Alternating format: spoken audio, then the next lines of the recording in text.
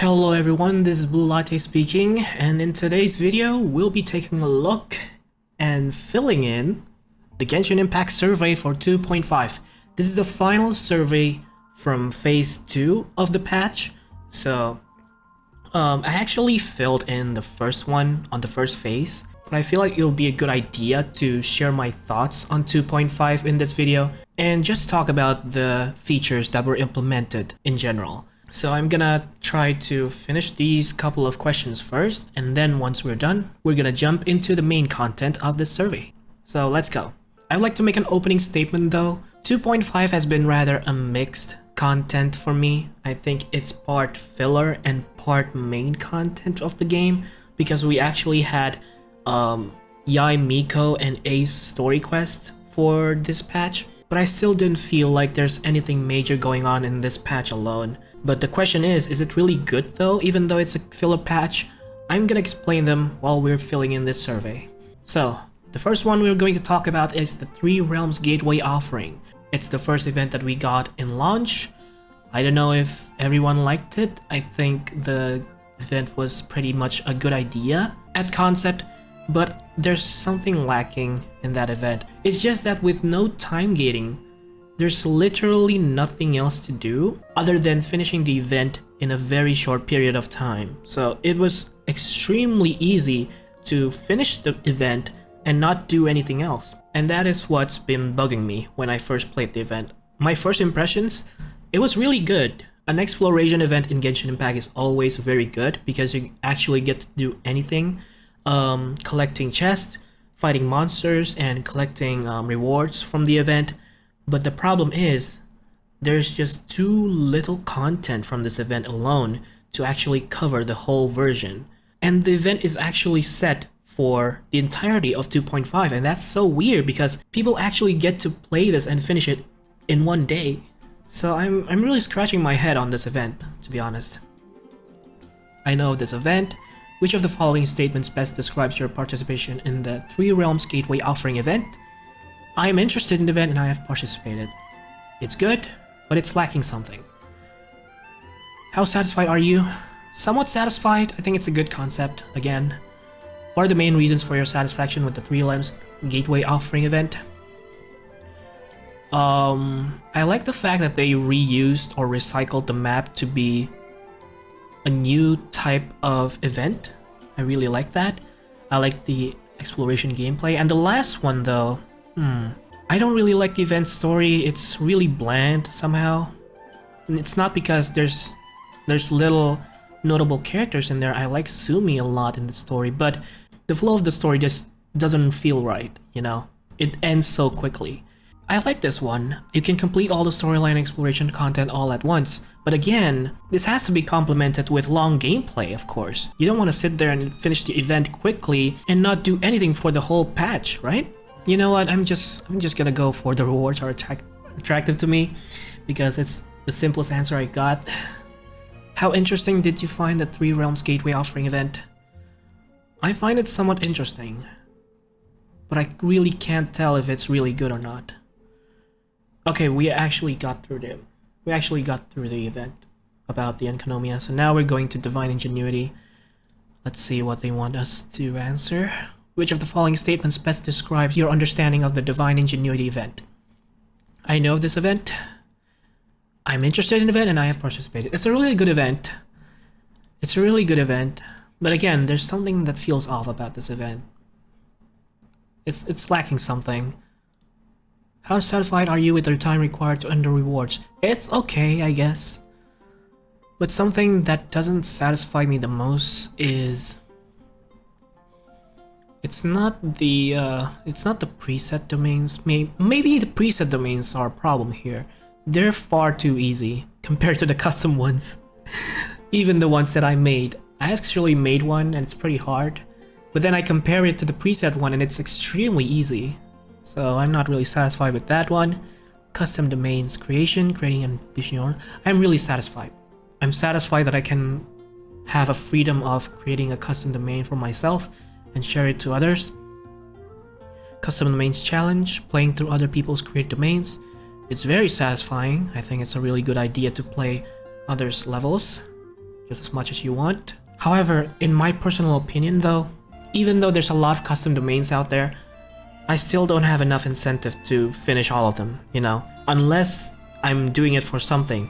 Let's say I'm a content creator and I want to show how I play these custom domains for myself. It doesn't really go that way for common players, right? How interesting did you find each aspect of gameplay? Preset domains is somewhat boring. I think they're still too easy. Custom domains, somewhat interesting. Custom domains challenge, yeah, same, somewhat interesting. Then we go to the next one. What are the main reasons for your dissatisfaction with the preset domains? Here's the thing, just like I said before. Yeah, the preset domains are so boring. You know, you just collect coins and they're not even really that important, right? You can just finish the event without collecting any coins, and the levels alone are so easy to get through. There's literally no obstacle that you can't get through. I think that's pretty much it. The preset domains are basically boring to do. It's like child's play to me. No offense though. What kind of creation, gameplay, or content do you hope will be added in the future Divine Ingenuity event? Okay, like I mentioned earlier, I really would like to see more mechanics added to the event, add combat mechanics to broaden the challenge aspect of the game. I'm not saying that you should add weapons that we have, characters that we have respectfully to the event. I'm saying that you could just make a set of skills or a set of characters that we can use or borrow to use for the event. Or maybe if you want to make a domain, you can select a set of characters that you allow to use on the domain. Also, you can make puzzles as well in this environment. You can make, if you've played on the Inazuma region, you can notice that there's a lot of puzzle mechanics that haven't been put in this domain. Like the ones where we try to match the cubes, the electro cubes there. I don't really know what it's called.